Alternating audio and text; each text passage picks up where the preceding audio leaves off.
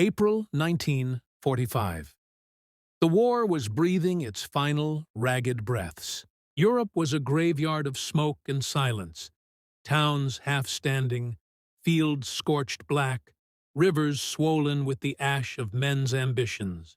And yet, in the corners of that dying world, life still flickered.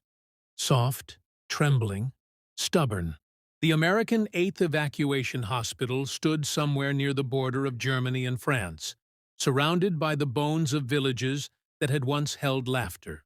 The tents fluttered under a bruised sky, their canvas stained with blood, iodine, and the quiet mercy of hands that refused to harden. Inside those tents, nurses worked as though time itself depended on them. They didn't speak much anymore. Words had lost their weight in a place where moans and prayers filled every hour. But still, they carried on, stitching, cleaning, whispering to dying boys who would never see another sunrise. It was there, one morning, that the war's cruel symmetry unfolded. A column of trucks rolled in, battered, coughing smoke. They weren't carrying Americans. They carried Germans, prisoners, the enemy. Some were barely conscious, others clutching at wounds that bled through their uniforms. Their faces were gray with disbelief, not from pain, but from the shame of being alive when so many of their brothers were gone. The order came down quietly, without fanfare. "Treat them!" And the nurses obeyed. No one argued. No one cheered. They simply moved, with that same weary grace that had carried them through months of horror. To an outsider, it would have looked like duty, but those who were there knew it was something else, something deeper. They treated them as they treated their own. Hands that had bandaged American soldiers now reached for German ones. The same saline dripped into foreign veins. The same whispers, "You'll be all right. Just hold on," crossed the boundaries of language and hatred.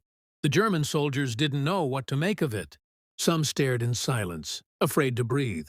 Others flinched when a nurse approached, expecting cruelty disguised as care. But none came. Only warmth, only mercy. Outside, the wind carried the sound of distant artillery. Faint, fading. Inside, the sound of breathing became holy. For the first time in years, the air felt human.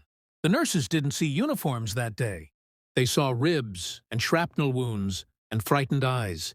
They saw boys no older than their brothers back home, trembling not from cold, but from guilt. War teaches you many things: how to kill, how to survive, how to forget. But mercy must be learned again each time. And in that field hospital, in the final weeks of the greatest war the world had ever known, mercy was reborn. Before we go deeper, tell me, where are you watching from? And what time is it there? I imagine some of you are hearing this at midnight. Lights dimmed, heart open. If you're still here, you understand what mercy means. Comment where you're watching from. Because this story, it's not about battles. It's about what happens when enemies remember they are human. The truck stopped just outside the perimeter. The engines hissed, coughed, and died. For a moment, no one moved.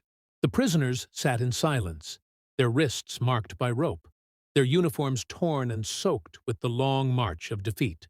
They didn't look like soldiers anymore. They looked like ghosts who had wandered too far from home. When the guards opened the tailgate, the smell of rust, sweat, and infection filled the air. One of the nurses, Lieutenant Anna Rourke, pressed a hand to her mouth, not in disgust, but in sorrow. She had seen hundreds of wounded men, but never this kind of silence. The silence of men who had already surrendered inside themselves. She motioned for the stretcher-bearers to bring them in. The first German stumbled forward, his boots falling apart, his eyes half closed. He didn't speak English, but he whispered something. A name, maybe, or a prayer. The nurse didn't ask which. She only nodded, as though she understood both. Inside the ward, the atmosphere shifted. American soldiers who were well enough to sit up turned their heads, staring. Some whispered under their breath, "They're helping them?" After all they did? Others said nothing. The nurses kept moving, like the quiet pulse of compassion itself. No one had told them to feel anything. They simply acted from something deeper, something that war couldn't reach. They cleaned the wounds carefully, peeling away bandages that had long ago given up their purpose. They poured warm water over infected flesh. And when the Germans winced, the nurses said softly, "It's all right." Even if the men couldn't understand the words, they understood the tone. Gentleness translates better than any language. One soldier, barely 20, began to cry when he saw an American nurse sew the gash in his arm. He covered his face, ashamed of the tears. The nurse pretended not to notice, but she felt something inside her tremble, a mix of pity and disbelief that mercy could still survive this far into the war. Later, one of the guards whispered to her, "You know who that one was? He was Waffen SS." The nurse paused only for a moment, then continued stitching. War had taught her one thing. The body doesn't know ideology. It only knows pain. Outside, the sun sank behind the horizon, turning the sky into a bruise of gold and gray. The tents glowed faintly from within, small islands of light in a sea of ruin. It was a strange sight, the victors healing the defeated. No music, no celebration, just the steady rhythm of life insisting on itself. The German soldiers, used to discipline and suspicion, didn't know how to meet this kind of kindness. They watched in disbelief as American hands offered them food, water, bandages. Some refused at first, afraid it was a trick. Others took it slowly, like men tasting forgiveness for the first time. That night, as rain began to fall, a nurse moved quietly between the cots, checking pulses and morphine doses. When she reached one of the German prisoners, a young man with shrapnel in his shoulder, she saw him struggling to sleep. His lips moved in the dark, whispering to himself. She caught one word. "Warum?" Why? She didn't answer.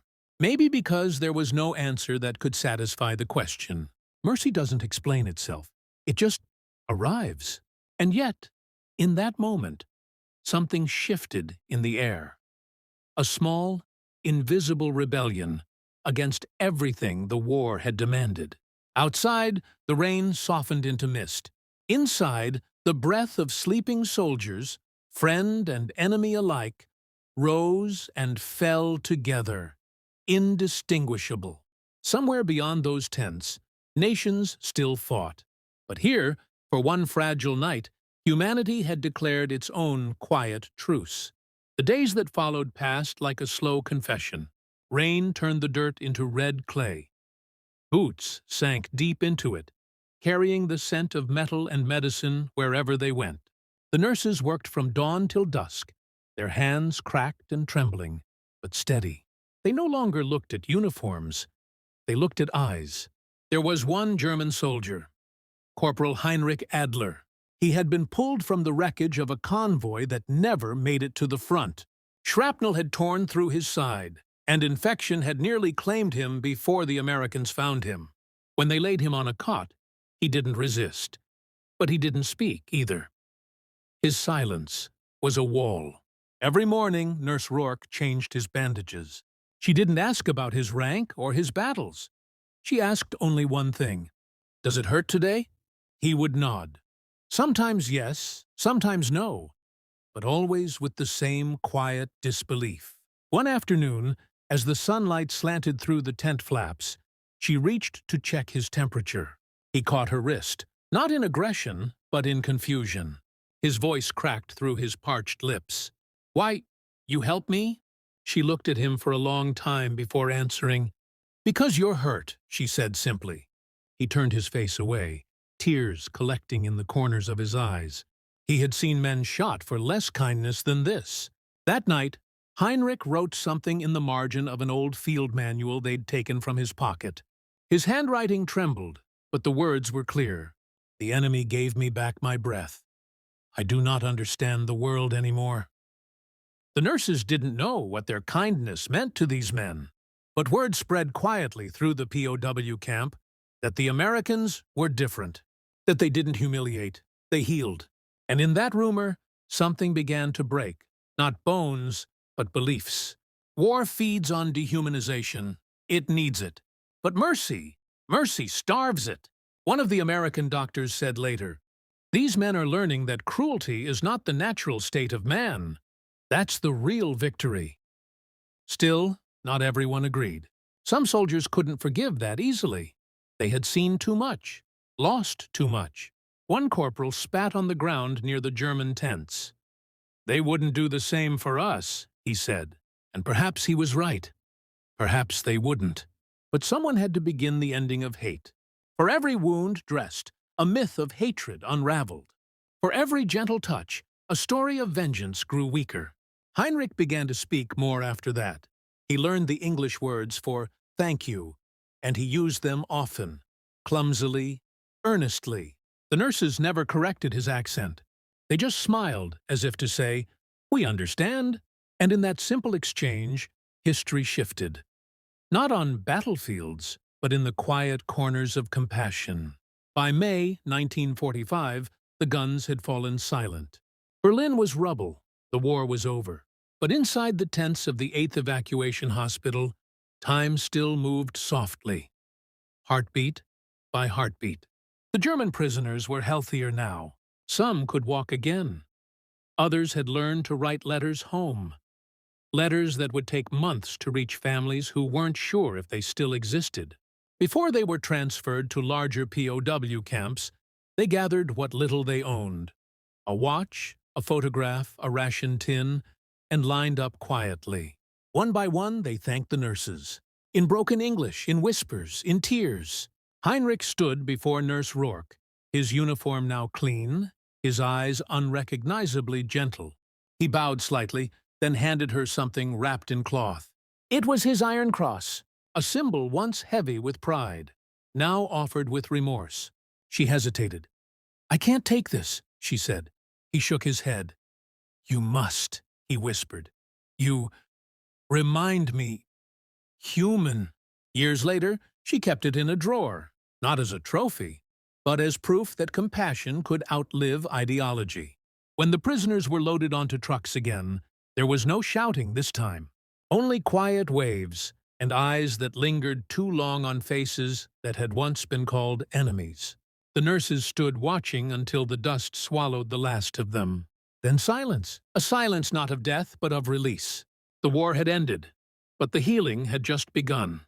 Some of those German men would go home and rebuild what was left of their villages. Some would never speak of what they'd seen, but all of them would carry one memory. Of American women who looked past the uniform and saw the man. And the nurses? They carried something too. They learned that mercy was not weakness. It was strength, the kind that bends but does not break. Decades later, when the world grew busy again with new wars and louder hatreds, some of those nurses, now old and gray, would be invited to reunions. Reporters would ask them what it was like to treat the enemy, and they'd smile faintly, eyes distant. It wasn't about sides, one said. It was about souls. In the end, that's what history forgets. Not who won, but who remembered to care. Before we close this story, tell me, where are you watching from? And what time is it there? Because I imagine some of you are hearing this at midnight. Lights dimmed, heart open, and somewhere deep inside, you understand what mercy means. The war taught men how to destroy. But that day, in a tent on the edge of a broken continent, a few women taught the world how to heal. And when the last nurse left, she looked back once at the rows of empty cots, the quiet sky, the fading smell of antiseptic and rain. And she whispered to no one in particular, "I came expecting cruelty. I was given mercy. I don't understand it, but I carry it." Then she turned and walked into peace.